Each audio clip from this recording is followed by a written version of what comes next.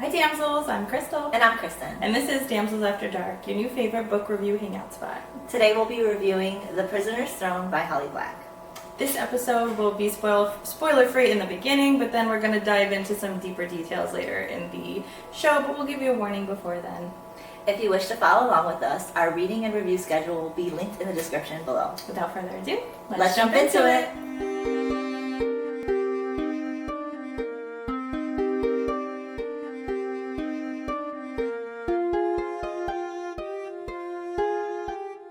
Well, everybody, now that we come back full force, this is our actually our year anniversary doing this show. And as you can tell, we started when it's hot, and we're doing it when it's hot. It is so hot. It's the worst time to be recording because you can't have fans or air conditioning on. It's just you're just sitting in the heat under the lights with the candle. Kristen's also making pizza. So she's got the oven going. I have to make pizza. Okay. I can't. I know she walked in. I was like, bad idea. I'm turning the oven on because I want pizza. Yep, so we get the heat from, and you're sitting right next to the window. So you're getting the heat from the window. I'm getting the heat from the oven. It's so loud. I can't open the windows because everybody's outside having a good time, which, you know, good for them. Yeah, but like, could you give us an hour for our show, please? Yeah, just an hour. Oh, it's so hot. Yeah, but it wouldn't be our show if we weren't just like sweating and dealing with some shit, trying to make it look perfect. But like, because if you watch our first episodes, we were in a smaller room. Yes. And like cramped in there and just sweating. Yeah, and not only were we just sweating and cramped in there, like we were trying to get our lighting done, and then everything would possibly go wrong. I think we had to re-record our first episode 4 times. Yes. Oh my God. So everything was going wrong. So the anger is making the heat more intolerable. So you get to our episode and we're like, hi, this happened, and then we were talking about a book that we both hated. Yeah, we were just having a moment. I gotta talk about this fucking bitch again. Her stupid decisions, and now I'm just irritated. It's not even funny anymore. No, we're super, super hot. So it's like, oh, well, I mean, at least this time we're talking about a book we like. So even though it is hot, it's warm. We're in a little bit of a bigger room, and we're talking about books we like. So and hopefully we don't have a lot of recording issues. Fingers crossed. Yeah. We always have. I don't know what it is. We can have a whole crew of people to help us, and we'd still have a recording issue. We would get to the final, we would get to the final editing, and I'd get a text message from Crystal. What is going on? We don't have audio for this whole episode. All of this to say, if you see us looking extra shiny, let it go. It's because it's hot. And then also, happy anniversary. You too. It's been fun. It's been a crazy journey. I can't believe a year's gone by. We have 79 subscribers, which is really fun. 80. Well, do we have 80? Yes, we have 80. Oh my God, we're gonna have to do something for 100 too. But yes, I would love to do something for 100. Maybe a giveaway or something. Ooh, that'd be fun. Yeah. I can't believe there's 80 of you out there who like us.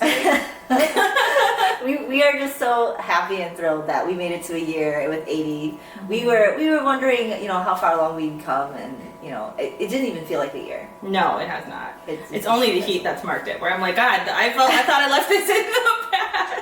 I know, but it's been a good time. We enjoy it, and we're starting off strong with some really good books. Books that I think are just in this series. This one just came out not that long ago too. The duology. Yeah. This finality of the duality. Yeah. And then the next book series duology we're reading too. Not I think it came out not that long ago as well. Yeah. I'm excited for that one. But anyways, thank you guys for being here with us. We've enjoyed it, and we can't wait to keep talking about all the books we love and hate. Yeah. But so talking about the books that we love and hate, like Kristen said, we are finishing up our duology, our Holly Black. We loved it. We love her. Mm-hmm. We're obsessed. We're big fangirls. I always try to tag her in the stuff that when we have stuff about this, I'm like, Holly Black, notice us. Yeah. But anyways, we're finishing up this one. This will have spoilers for the first book. Obviously, I think that goes without saying because we're starting off right at the end of the first book, of which is, of course, the Stolen Heir. Yeah. So if you haven't read that, go watch our episode if you don't care about, or if you don't care about if you don't care about stuff. If you haven't read that, go read it, go watch our episode, and then come join us. Yes. So this one starts off, I think, 6 weeks before we come back to the present. And I love this scene. I'm just going to throw that out there because we're starting out talking about the wildness of the family. That at dinner. Yeah. It's like Carden's there, Jude's there, Heather's there, Taryn's there, and we start out the book there, and they're talking about the shit that's gone down since the last book, and it was so funny to me because as there's like, oh yeah, here's, I don't remember what her Taryn's son's name, but she's like, this is my son, and Oak is just thinking, oh yeah, that's because she killed my brother who was also her husband, and he's like recapping these things in his mind, and it's so funny to me because his family is crazy. So we're starting out 6 weeks there, and then we get into Oak is back in prison after he betrayed Ren. And I want to say, does he have the bridle on at this point? He does have the yes. bridle on. And that broke my heart. I mean, I'm going to be honest, I was very upset what transpired at the end of the first book. But, you know, when you start to, not to get into spoilers, but when you start to actually read most of the book for the second, then you start to understand why. But I was super upset with Ren.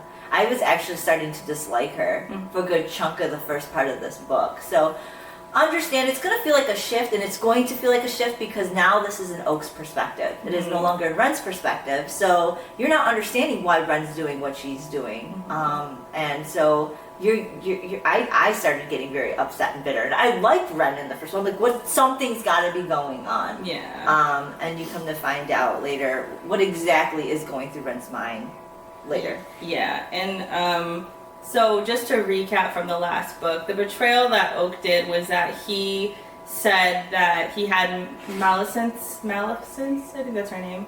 Yeah. Maleficent's heart with him. And he took Ren all the way down to the north of the castle to, essentially the plan was that she was going to use her spell or whatever over Lady Nor to sort of rope her in. And when he goes there and he's questioned about whether or not he has the heart, he says yes. This confuses Ren, and then Ren later finds out that she has the heart. She is embodying the heart inside her. It's actually keeping her so-called like alive. Well, they think it's keeping her alive. Yeah. They think it's what's, you know, because she was created, she wasn't born, and she finds that out as well. Yes. So she's very upset about that whole thing, that she feels betrayed by Oak. But there's a lot of underlying things with that too. It is the betrayal, but it's not really the whole thing on what's creating Ren to have decision making. The whole time, right beside her is the Storm Hag Bogdaga. With her throughout this whole thing, and you know, Oak never really trusted her and anything like that either. So you have a lot of players involved, and you're not understanding what's going on because it's going straight from Oak, and every time he goes in and out of her presence, it's like something is like he's trying to decipher what it is that she's going through. He doesn't understand. It's like a very shift in her personality change. Yes. Also, so after she finds out that she's been betrayed, she puts the bridle on him, locks him in a dungeon, and then so that's essentially where we actually start the book. And he's in the dungeon, and also his dad and his knight have escaped, and so he knows, and it's assumed that they're going back to the High King and Queen to go tell them. So Oak is anticipating that a war is going to come to the north because obviously his sister is going to come full fury. Yeah, because at the very end, I don't think they know he's in prison. At the very end, they know that he's been captured by Ren. Yes. That's what they last see before they head out. So they really don't know what's become of Oak before they head out. Yeah. So everything that's going to get, Matic assumes that he's been held captive. So that's what they're pretty much going to report. And like you said, everything's going to come up this because Oak already assumes, and so does Ren, that a big war is going to come because they just pretty much captured the heir. Yes. So. And Jude's brother. Yeah. Jude did everything to save her brother in the first 3 Cruel Prince books. And here now we're in a position where, you know, Oak, her favorite brother. Has now gotten captured. And so of course she's going to come. And everybody, as you know from, if you have read the Cruel Prince series, you don't want to fuck with Jude. Yeah. She's bringing her full army and maybe herself. I don't know. You don't want her to be there. Yeah. So like, if you already know her personality, you know that this is war. Yeah. And Oak is like, pretty much like, fuck, this isn't good, you know. And so just to like kind of like throw a little thing at your way, if you don't really want spoilers, we'll just throw something at your way. Obviously Oak is going to, he's a clever guy. He's from the first book. You already know he's clever, he's witty, and him and Ren have an attraction. So just know that that's going to come into play, and it's such a clever way in how he does it too. It's just cute. It's clever. In my opinion, it's kind of genius, and he's quick with it. So he really does.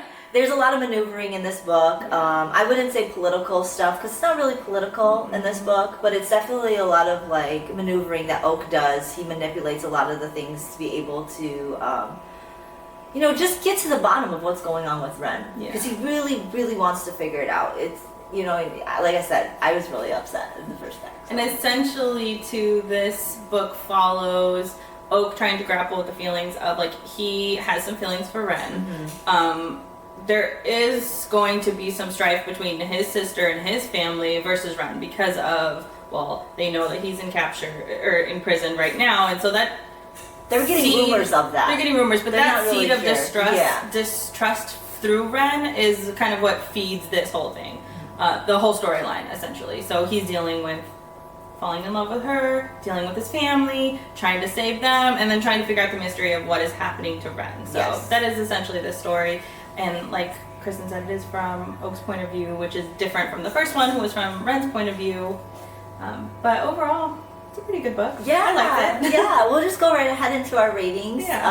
So we don't give out too much more information. I know it's so hard to toe that line. And on the final book of a duology, it's just like there's nothing but spoilers. I know. So it's like we try not to give too much, but we want to kind of put out the just the like little seeds and plant them in there, so just so you kind of have an idea of what you're getting into in the second book. But yeah, I really enjoyed this book. I want to say I gave this, I rounded up, I think I rounded it to a 4 again.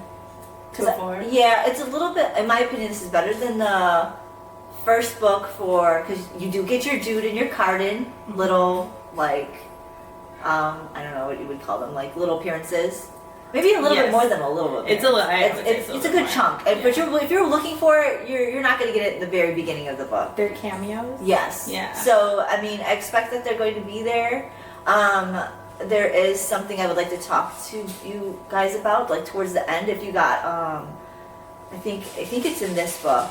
There's a little section from the Barnes & Noble exclusive book. There's a little section that's an interview with Holly Black, and she talks about the upcoming books. That's kind of seated in this book, so I'll kind of mention at the very end. So if you want to know, just go to the very, very end of this episode, and I'll kind of briefly talk about what she says. Anyways, I really like this book. I gave it a 4 out of 5.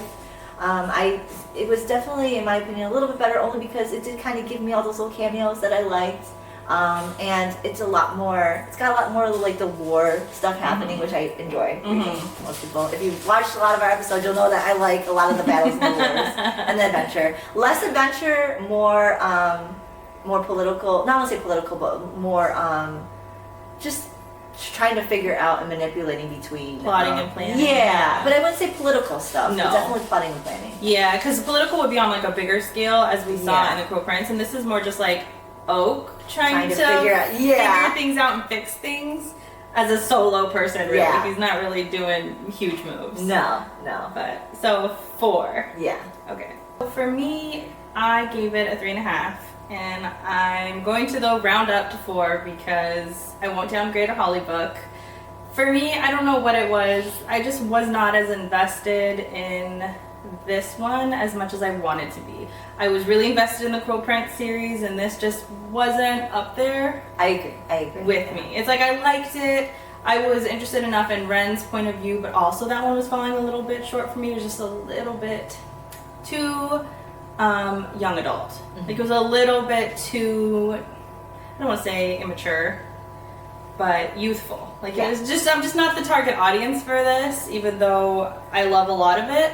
But that's why I gave it a 3.5, because I wasn't completely sold. There were times it felt hard to get through.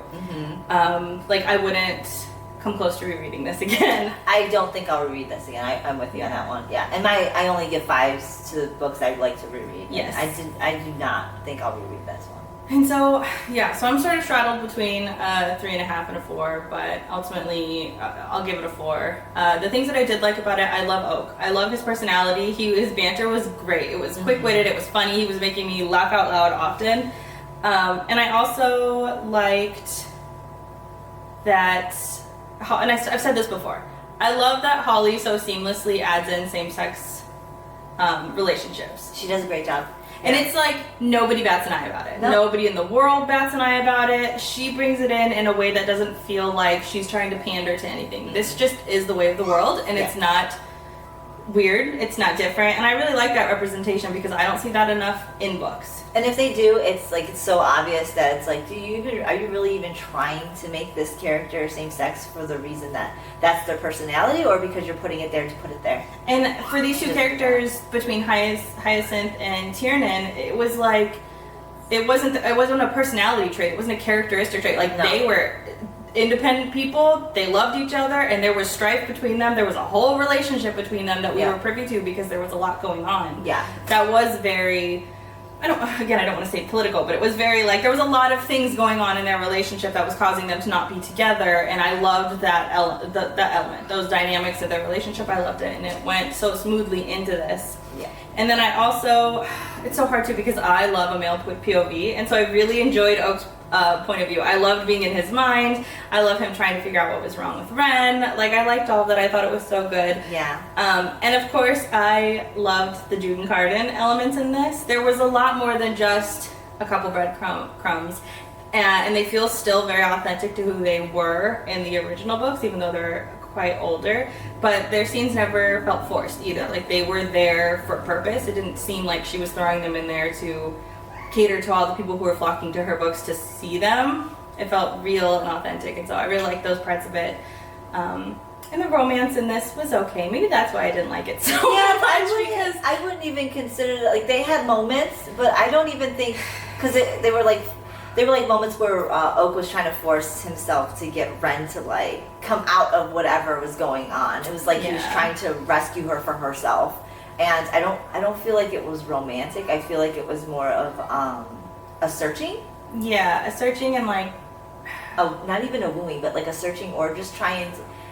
I don't know. Yeah, it's hard to explain. But I wouldn't say romantic. I wasn't really, as I said in the first one, like I wasn't really into it. And this, it seemed, was a little bit more because it was from Oak's point of view, and he was consistently trying to like win back Ren. Either by saving her, but also winning back her trust and her affection. Like, he was going through all of that, and for me, like I said in the first one, he just seemed really like, it's not for me, so I liked it on the surface, but I wasn't like into it, which I want to be in my books. I want to be the one who's like, whoa, oh, I love this, and get the butterflies, but I wasn't getting any of that, and so that kind of downgraded it. Yeah, if you're looking for that in this book, you're definitely not going to get unless you're into Oak. I mean, if you're into Oak, you're going to get it because he does everything right. I feel like it's still not romance, though. No, it's not romance, but when he's trying to woo her back, he's saying all the right things. Yeah. Like, he's doing all the right things, and I think that if you're into Oak and you like Oak, you're gonna be into it. You're gonna gobble it up. But I just wasn't, because I don't. It was like there was always a barrier there. I was like, no. It's almost like he was too young. Oh yeah, for sure. Right? Like, that's what it feels like. It's just like he's not our age group. No, he's not our age group, and sometimes it doesn't really matter because it didn't feel that way with Carden and Jude. Even though also we agreed that Carden wasn't that way, but I felt differently with Carden, and I didn't feel that with Oak. So, anyways, a 3.5. Yeah. /4. I think that's fair. I think that's fair. Yeah. I too gave it between a 3.5 and a 4. I couldn't quite figure out. But yes, I think it's fair. I think we both are in the same boat with this one. Yeah, and it's just so hard to specifically pinpoint what it was. I just know I didn't love it. I was obsessed with it. I wouldn't really be recommending this to people, which is, I don't want to say that, but also, like, I wouldn't be like, oh, you should read the Prisoner's Throne series. I would only recommend it to a certain age group. I wouldn't recommend it to our age group. Yeah. And even a little bit younger than us, I wouldn't recommend. Yeah. It's definitely young adult. It sticks with the young adult, or I wouldn't even say young adult. I would say somewhere between, I mean, I guess that's young adult, between 13 and 16. Yeah, I would agree with that. I wouldn't even say 16. I think that's still a little bit too, I think it's just even still a little bit young for 16. Yeah, and like, it's truly in there. Like, Yeah. Cruel Prince could also fall into that. Yeah. But it could also be for older people who enjoy that. Like, that's how good it was, and that's why this one feels so different, is because it feels truly young. Like, all aspects of it There's feel really young. no violence in this book. That's why I say in Cruel Prince there was a little bit more violence, war, intrigue, political, strife and war and stuff like that. This had more of it was just two people trying to figure out their situations, which included kingdoms.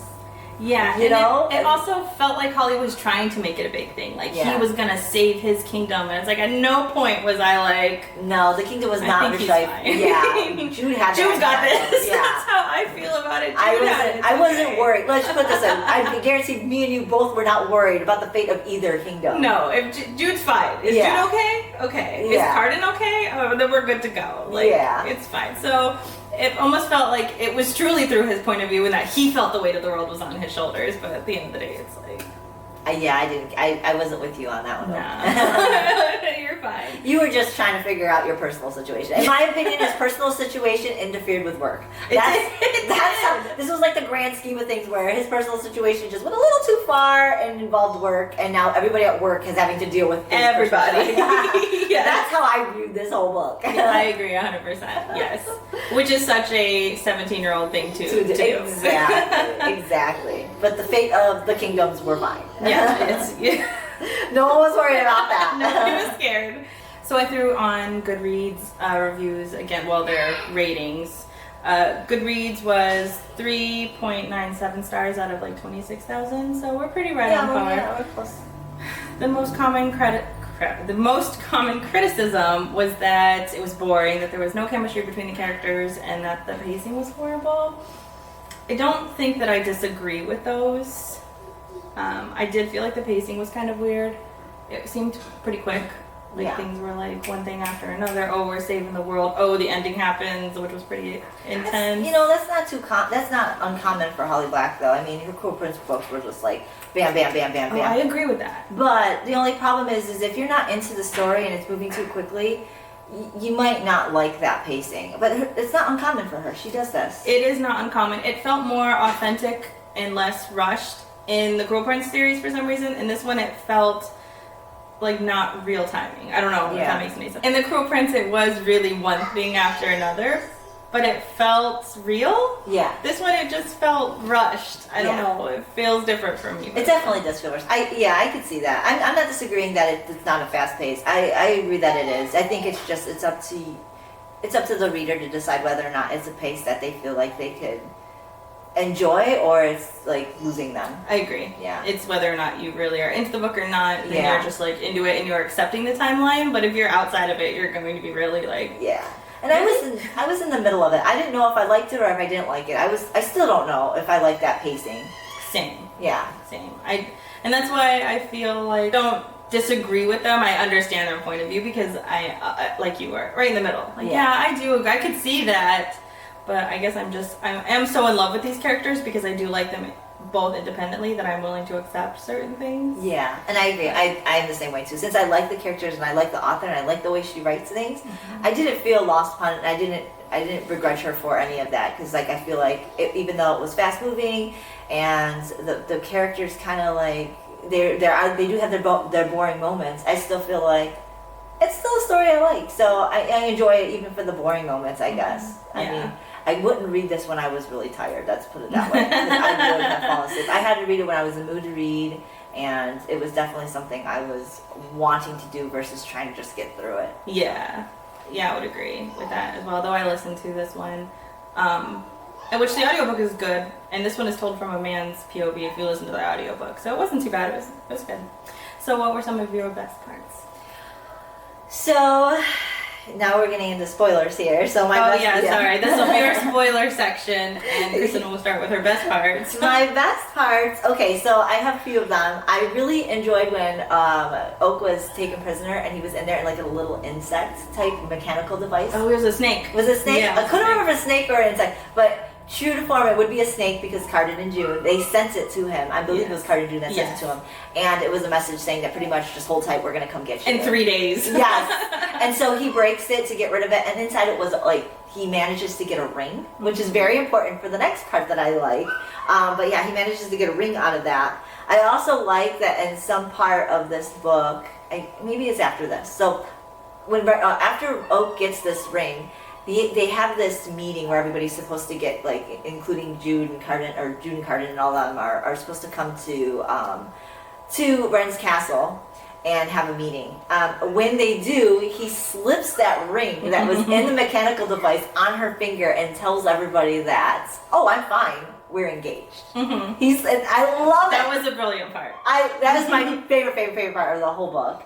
And on top of that, the other part is like later down the road, they're all, I don't remember exactly when, but Ren gets this walnut from Mother Marrow again, and she uses it as her cottage. It's her cottage. Oh my god. I love that. It's funny, I put that as my best part too, because we were obsessed with the walnut dress in the very first book, so the fact that we have this new and improved edition, it's a whole fucking house. I want that. I want a walnut house cottage. Yes, with my walnut dress. I would live in that. And she has a whole bowl of walnuts that I'm sure do all kinds of different things. Fucking things. I love it. I love the magic in her world. Yes. It's just great. But those are my favorite parts. But yeah, your favorite parts? So I think it was this book, but I loved the whispers about Jude and Carden. Yes. Like them talking about, like other people talking about them. Yes. Okay, that was my favorite part. They were saying all kinds of things. Like you would just hear whispers of people talking badly about Jude. Like,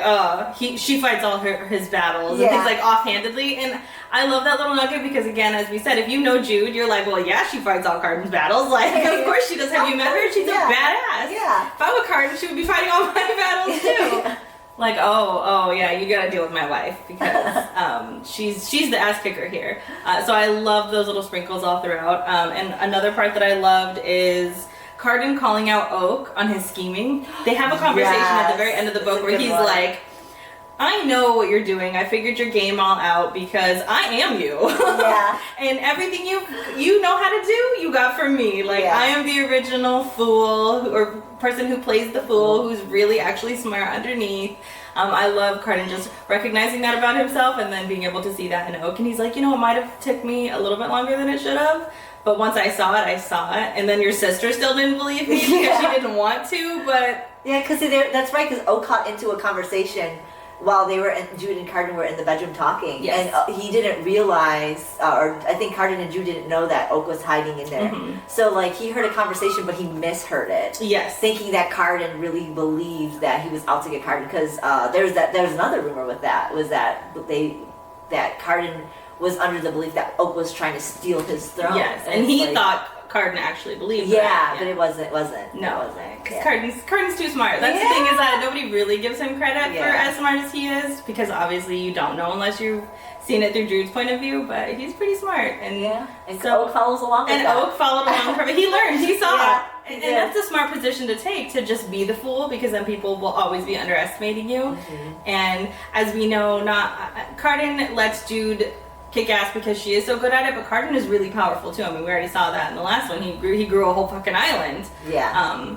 So anyways, I just like that he called that out in Oak. One of my favorite parts. But I do agree with you that the engagement that was brilliant. Yeah. It was such a good solution to the fucking problem, and she was shook. Yeah. I think everybody else was shook too. They're just like, we thought you were captive. He's like, oh no. Oh no, she just wanted to keep me down in the dungeon. Yeah. For fun with the bridals. Oh, it's fine. Yeah, we were just having fun. Good times, right? Yeah, it's Good fine. times, yeah. But I loved it. And the fact that Oak was truly trusted Ren, even though I did not. Throughout the whole book, I did not. So yeah, that ends up sneaking into my worst part. So yes. Yeah, we'll just get into that. I had to take a minute before I get into this. But yeah, so even though my loved part was, Oak trusting his feelings for Ren and proposing to her, which was brilliant, it goes into the worst parts of the book where Ren in the beginning was, he let him, well, I don't know if she knew, but he was being tortured. I don't think that she knew. I don't want to believe it. They never really say whether she knew or not, but I'm assuming she didn't. Towards the end of the book, or middle of the book, I should say, I come to realize she couldn't have known. But in the beginning, you didn't know. You didn't know. But he was being tortured for information and stuff like that, and just in general being tortured. And he's being tortured by somebody who used to be his dad's minion. So that's even shittier. Like, the whole thing was shitty. I really hated that. But obviously it became fine because he figures her out. But in the beginning, I really disliked how Ren was treating. In a way, she was mistreating him. Yeah. Without intentionally, she wasn't really doing it, but you don't know that. So I was really upset about that. And then, that's pretty much it. That was pretty much the whole thing. The whole part I hated was that. So the part that I wouldn't say that I hated it, but I did dislike it. Is the ghost turning into a tree. Yeah. I'm not a fan of this. I would have been fine with him being killed. Yeah. Or with him not being a tree anymore at the end of the book. The fact that we're in some sort of limbo of, oh, he's a tree but he'll live forever, I don't like this. I almost wish you would have just killed him off, because that's sort of what you're doing here. Yeah. Making him a tree. But I hate the non-commitment of deciding what we're gonna do with him.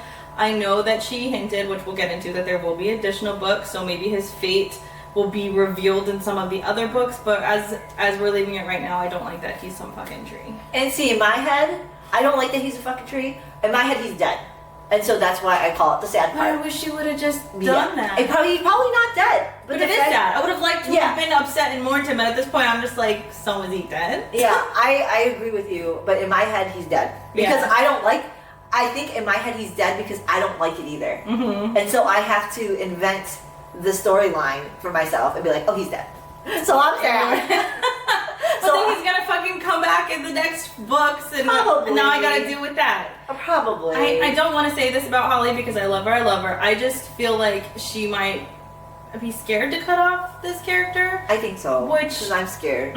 I just want you to do it. That's what makes a good book sometimes, is when you're like committing to something and you take a character out that people like. Yeah. Like if you're gonna do it. Like you didn't have to poison the ghost. I feel like it had to because of the storyline, but I think he had to die, in my opinion. And I think that's why I'm sad about it. Because I believe he should have died. And I like this is another part that I like. I like that he was the one who poisoned his mom, Oak's mom, and Oak had to come to terms with that, and then he's coming to terms with that while he's dying. Like, that was all really great. I just really wish that you would have just pulled the trigger. Just pull the trigger on it. Yeah, and I think that's why it had to have done, and that's why I believe for the storyline he should have died, but I don't know what she's going to do in the future. Yeah. Maybe there is no, I don't know, maybe there's going to be a whole other side book where, like, 500 years from now. No. I don't know, but all I know is that in my head, he's dead, and that's why I'm sad about it. And I mourn him because I do like him as a character, but I think for the storyline, he should be dead. Yes. Not that I want him to die, but I think he should be dead for the story. Yes, I agree. It makes sense. But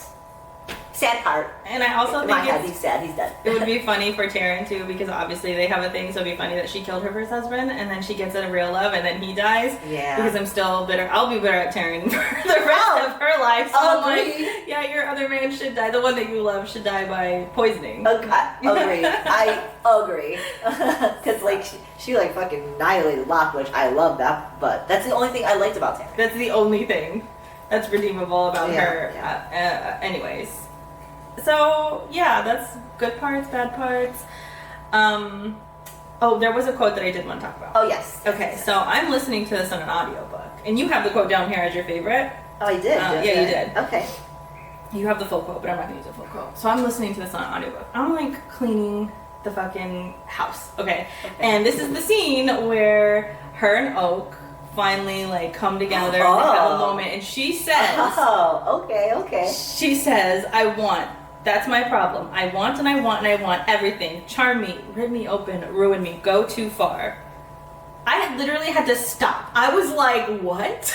I had to go into my physical copy and put a sticky note on that, because does that just not explain the feeling of like being so encapsulated? For me, for some of these books, like I'm just like, take me, just rip me open, ruin me, go too far. Yes. Like she perfectly encapsulated my emotions in that one sentence, and I will live with this pinned in my book for the entirety of my life because I loved that so much. You know what's funny is, not to get too ahead, but we were reading another series too. After this series I already started.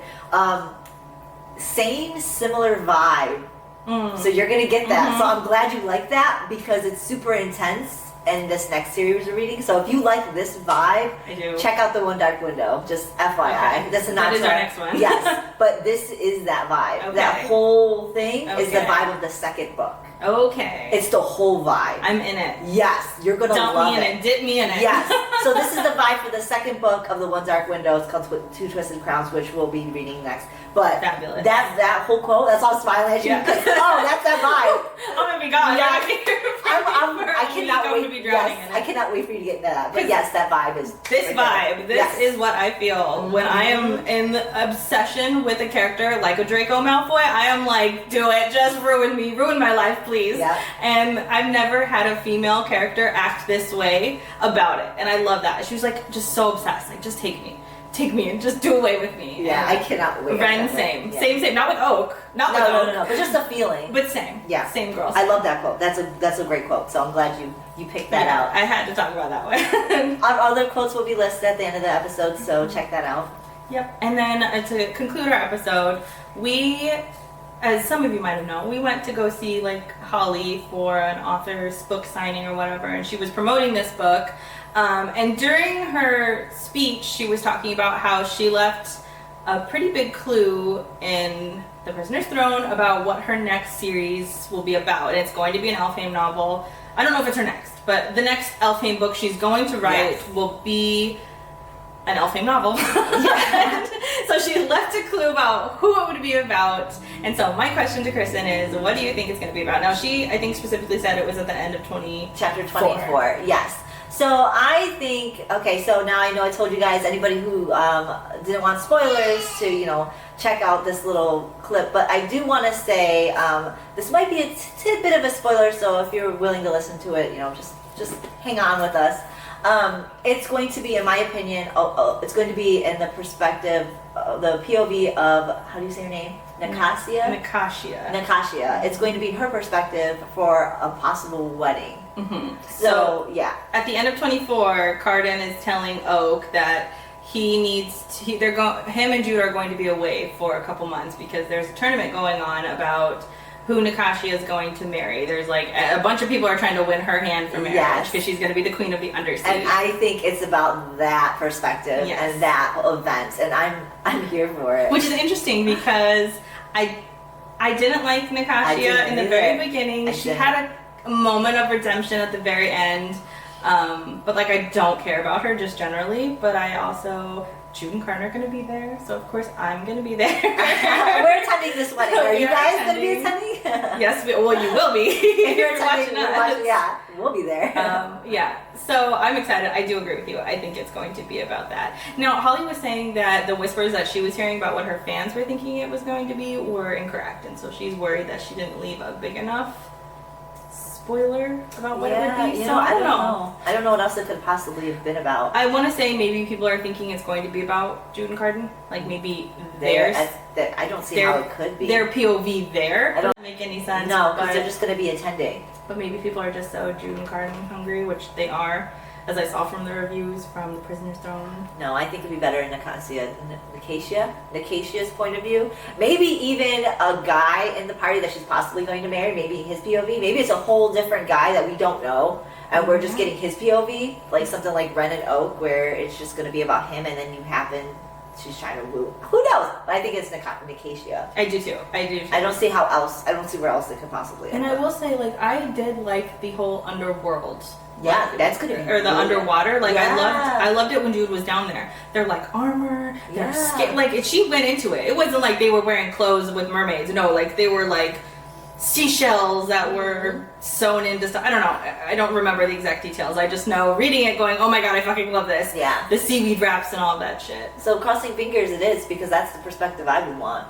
Yes. I mean, I don't know how everybody else's viewpoint of Nicasia is, Cassia, whatever. Nikki, however they think about her, but like it would be great to see her perspective because in this book when we were watching Oak watch Jude and Carter and his perspective of them, even though they stay true and tried to their personality, seeing it from Oak's perspective took a different twist. It did. And so it would be nice to see from her perspective what she thinks of Carter and Jude. Yes. And everybody else in her family that just drove her fucking crazy. I agree. So it would be nice to see it. I'm here for her redemption arc. In my opinion, she didn't quite have a big enough one for me. Yes. So I just hope that the story is more than just following for her suitor. Like, I don't think so. I feel like there's going to be some true political intrigue because she didn't quite have. She has the throne, or she might not quite have the throne. I don't remember. didn't her mom die? Didn't don't- go shoot her with something? That's right. She died in this book. In this book. I think she died in this book. I think so, and that's She was why. sick. Yes. That's why they couldn't do anything for a while. Yes.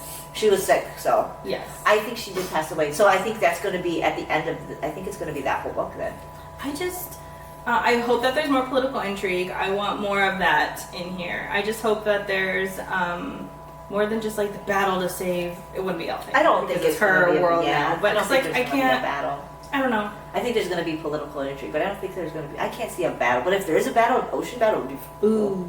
Yes. That would Okay. be really Maybe cool. there's a they feel like true political things where people think, oh, the kingdom is at its weakest point. Let's go in and take it. You know, maybe something from a neighboring ocean tribe. I hope so. I hope she calls back some more of those political elements. I really like that.